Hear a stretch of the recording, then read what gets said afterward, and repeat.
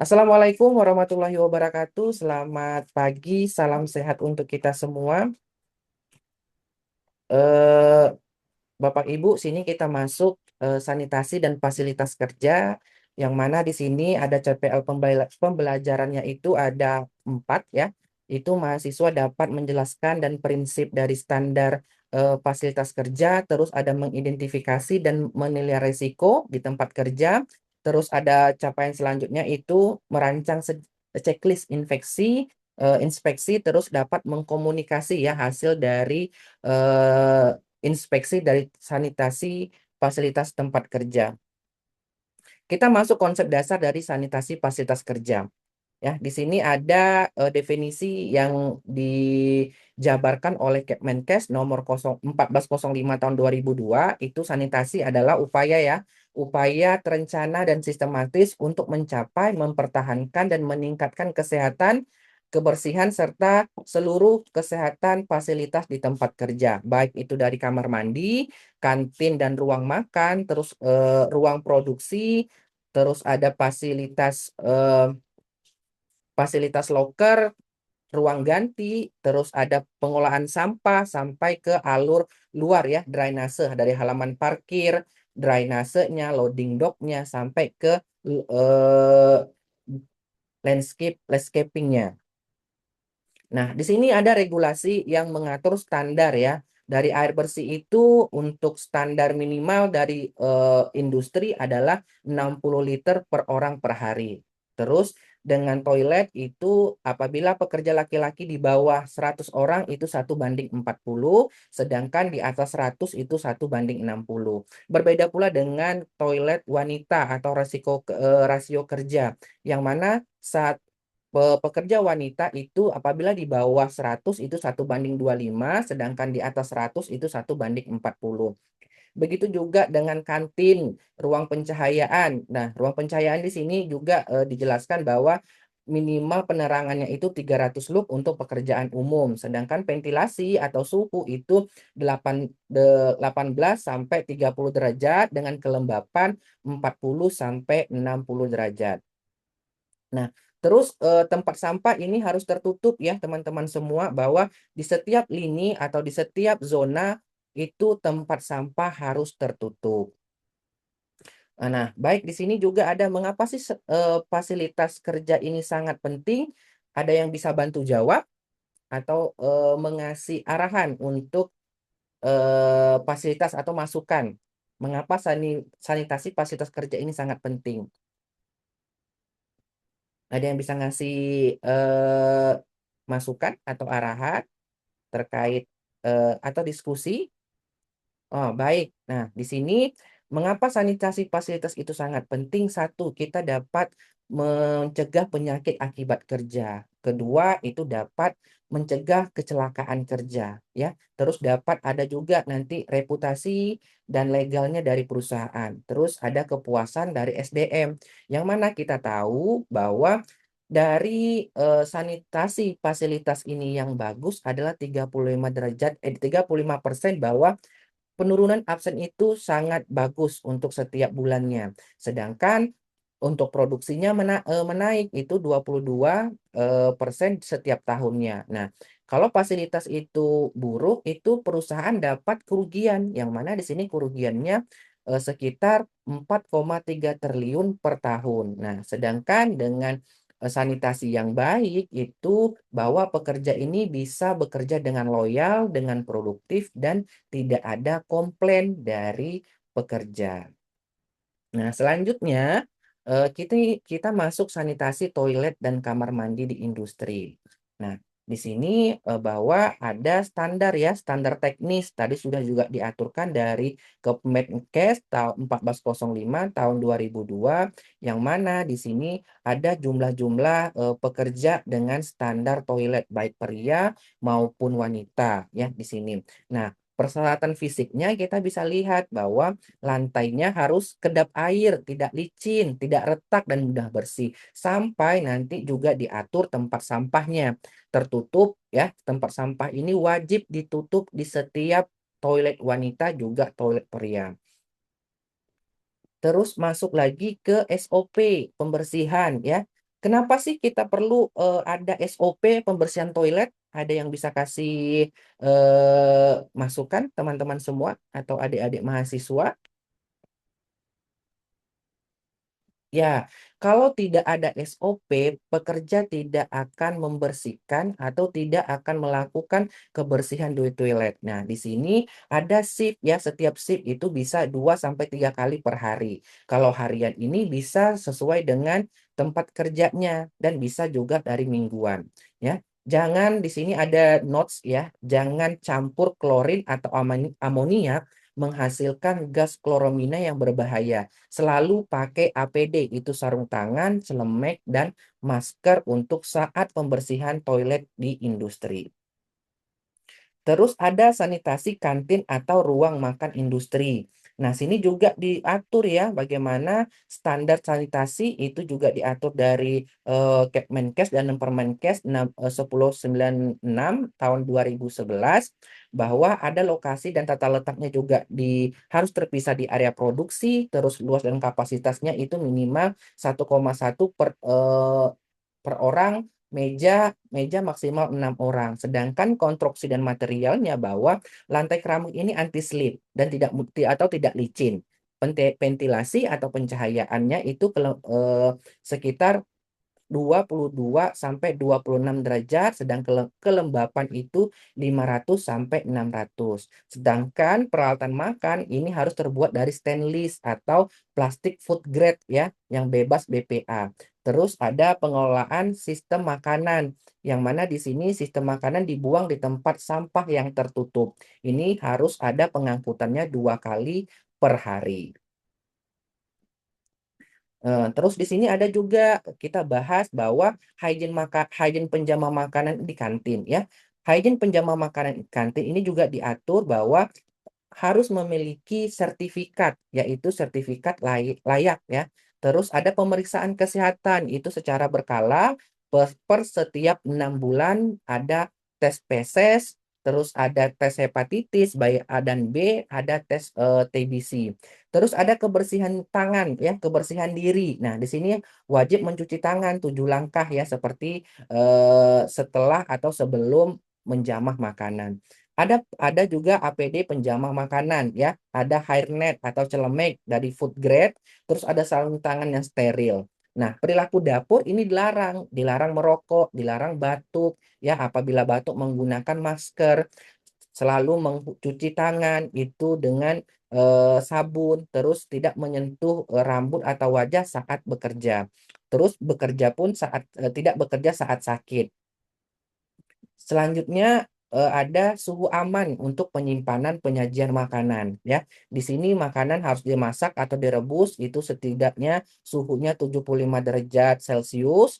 Itu penyajiannya harus panas, ada juga sini zona berbahaya ya. Itu bakteri tumbuh sangat cepat dan sangat cepat apabila makanan tidak yang berada di bawah di atas 2 jam. Penyimpanan dingin. Nah, di sini penyimpanannya menggunakan lemari es itu suhunya 0 sampai 5 derajat, sedangkan pembukuan atau freezer itu di bawah atau 0 derajat Celcius.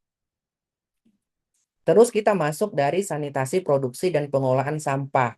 Nah, di sini ada standar area ya dari produksi, bahwa ada lantai produksi, ada dinding praktis atau langit-langit, terus ada peralatan dan mesin, pencahayaan sampai ventilasi udara. Nah, kita tahu bahwa teman-teman semua di di setiap industri itu ada perbedaan tong sampah. Ada yang warna hijau, ada yang warna kuning, ada yang warna abu-abu, merah, dan orange. Sedangkan sini kegunaannya berbeda-beda ya. Sini ada kalau orange itu inspeksius. Nah, ini biasanya ada di rumah sakit ya teman-teman semuanya. Ya, pernah lihat ya kalau di rumah sakit itu ada beberapa macam tong sampah. Ada yang sudah pernah lihat atau ada yang sudah jalan-jalan ke rumah sakit untuk liburan atau dirawat inap. Nah, di sini kita lihat bahwa ada juga beberapa macam-macam tong sampah. Kalau kita kan selalu tahunya bahwa tong sampah itu ada organik sama anorganik saja. Nah, ternyata bahwa di banyak kegunaan atau warna dari tong sampah ini sesuai dengan kegunaannya. Nah, di sini ada inspeksi dan checklist sanitasi fasilitas ya. Di sini bahwa ada metode dari pendekatan inspeksi sanitasi fasilitas ini adalah inspeksi visual, terus ada swab test atau menggunakan usap permukaan meja atau lain-lain. Nanti kita tahu, oh ini ada debu atau enggaknya. Ada pengukuran dan parameternya, ada audit dokumennya, ada wawancara, dan terakhir itu wajib foto dan dokumentasi.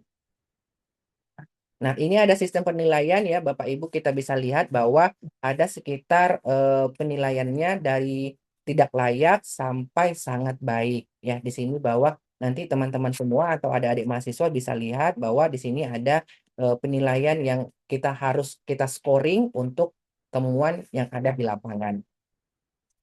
Nah, di sini ada studi kasus ya, keracunan massal di kantin pabrik elektronik yang ada di Banten ya pada tahun 2002 bahwa 89 pekerja ini sakit dan 12 dirawat di rumah sakit dan kerugian itu sekitar 480 juta.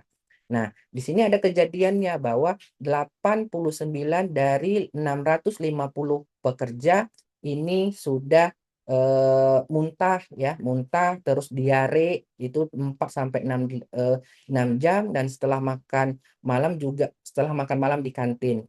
Terus ada 12 pekerja dirawat di rumah sakit. Nah, ada yang bisa kasih pendapatnya kenapa ini terjadi?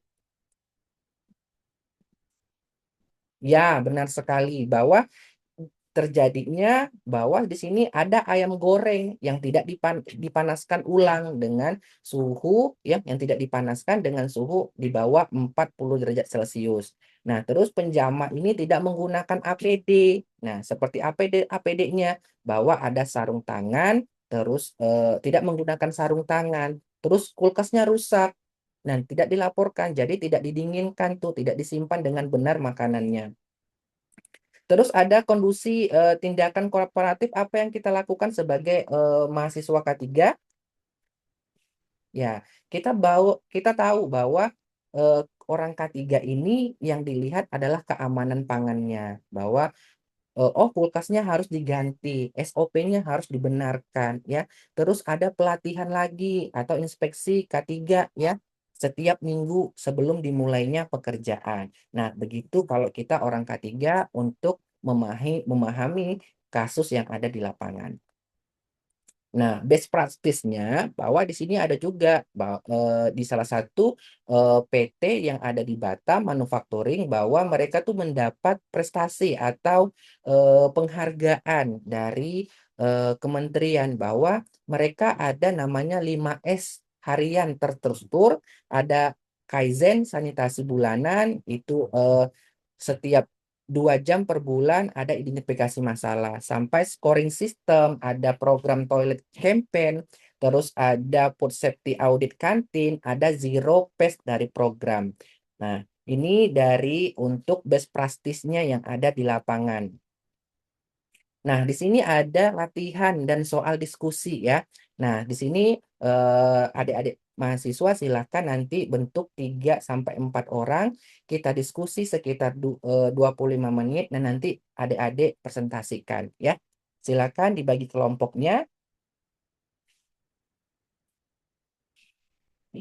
Oke, terima kasih. Dah, ini kita dapat sudah 3 kelompok. Silakan nanti adik-adik presentasikan.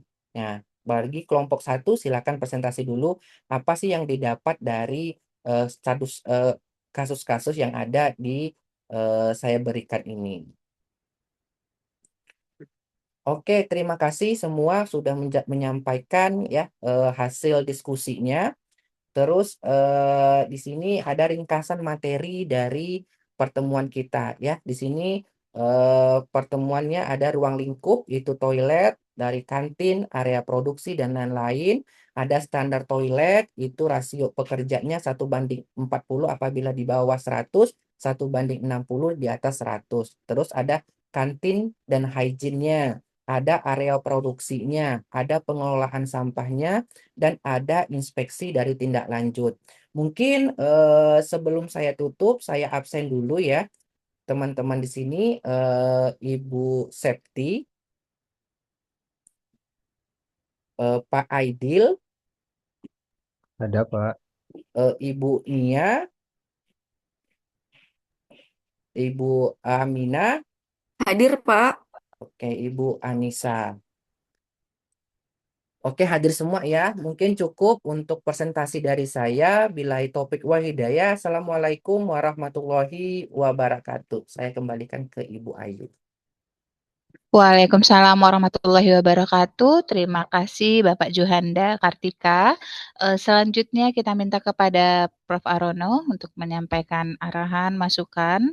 Kepada Bapak kami silakan. Ya, baik. Terima kasih Bu Ayu. Terima kasih Pak Juanda ya atas presentasinya.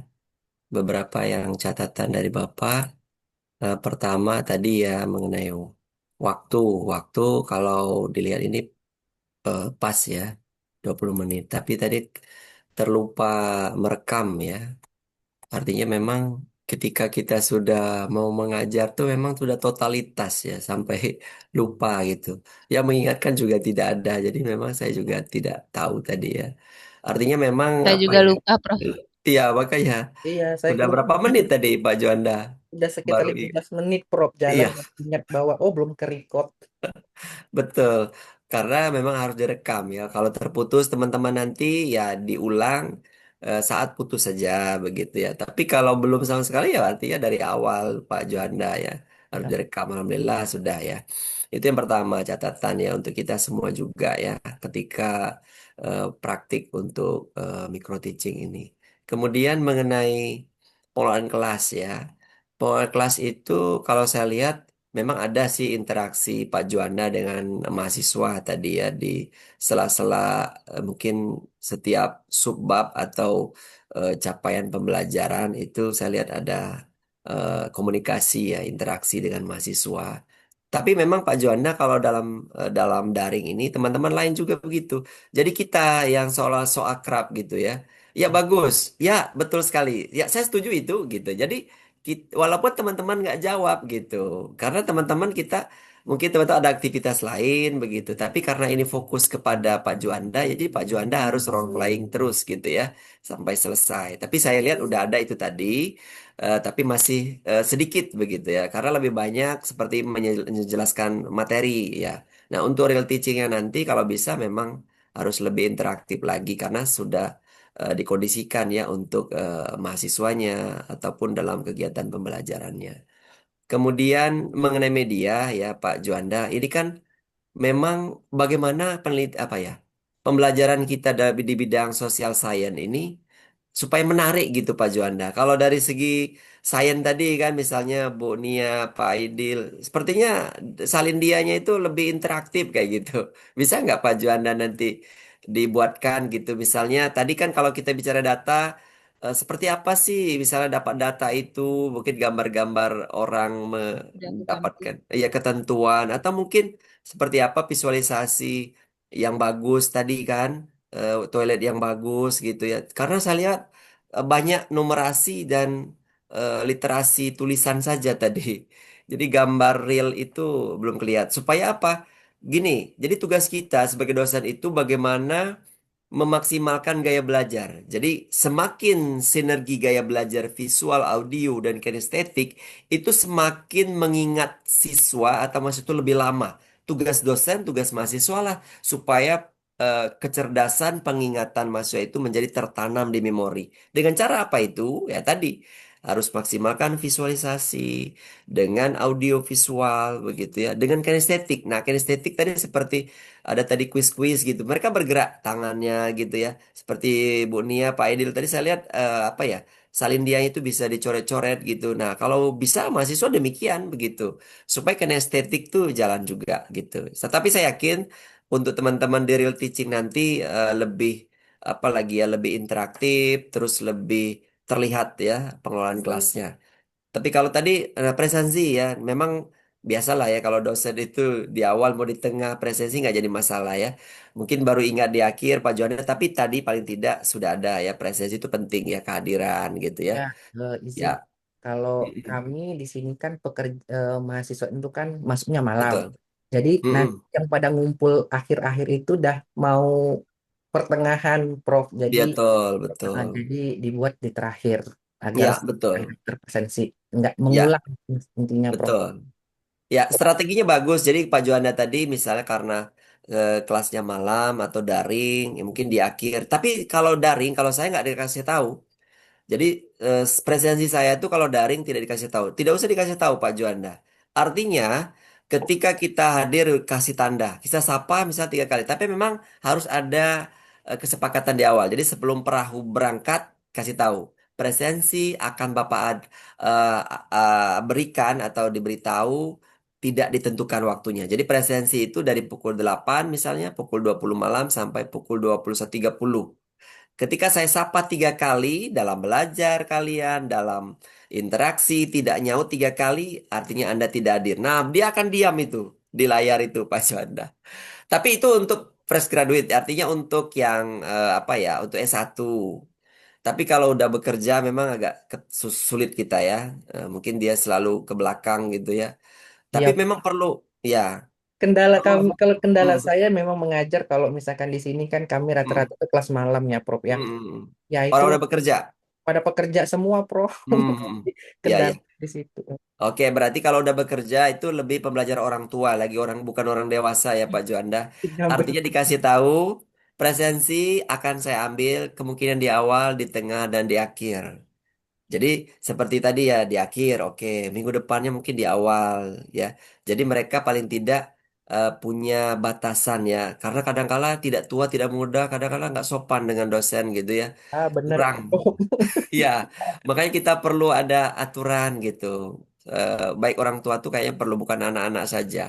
Jadi kalau yang orang tua ya paling tidak di awal, di tengah dan di akhir. Jadi dia siap-siap tuh. Kalau belum mah di tengah pasti Pak Johanna ini di akhir nanti, ya kan? Tapi tiba-tiba udah di awal, ya mungkin kalau dari segi negatifnya kalau di awal udah absen, tidak mengikuti ya rugi siapa gitu ya. Mungkin dia sendiri. Karena kita menilai itu kan bukan nilai absen saja, enggak, tetapi misalnya aktivitas gitu ya. Karena kalau daring itu memungkinkan simbol-simbol tanda-tanda yang kita bisa maksimalkan gitu. Beda dengan di kelas ya, karena kita tidak di depan laptop. Karena sekarang jarang dosen itu apa ya pakai apa eh, manual kertas. Justru kita pakai salin dia atau pakai menghadapi laptop. Presesi juga demikian gitu ya. Jadi kalau dalam bentuk daring itu memang memungkinkan kita mengeksplorasi masalah aktivitas mahasiswa begitu karena bagaimanapun kita dosen itu kan ada unsur edukasi ya Bapak Ibu ya Pak Juanda tidak hanya sekadar membuat mereka jadi lebih cerdas lebih pintar gitu tapi karakter itu menjadi tanggung jawab kita juga ya bagaimana dalam pembelajaran karena kalau kita tidak ada unsur edukasi ketika mereka setelah kuliah apalagi misalnya orang dewasa nah itu tidak akan berkesan tidak berbekas begitu ya jadi ada perubahan perilaku. Namanya belajar itu kan menjadi lebih baik gitu ya. Dalam daring misalnya, itu akan beredukasi juga kepada anaknya, saudaranya. Oh, kalau daring itu begini-begini gitu ya. Jadi memang hal itu kita tanamkan ya. Baik, terima kasih Pak Juanda. Itu beberapa catatan dari saya dan kita semua kembali ke Bu Ayu. Assalamualaikum warahmatullahi wabarakatuh. Waalaikumsalam warahmatullahi wabarakatuh. Terima kasih banyak, Prof. Arono. Kita lanjutkan ke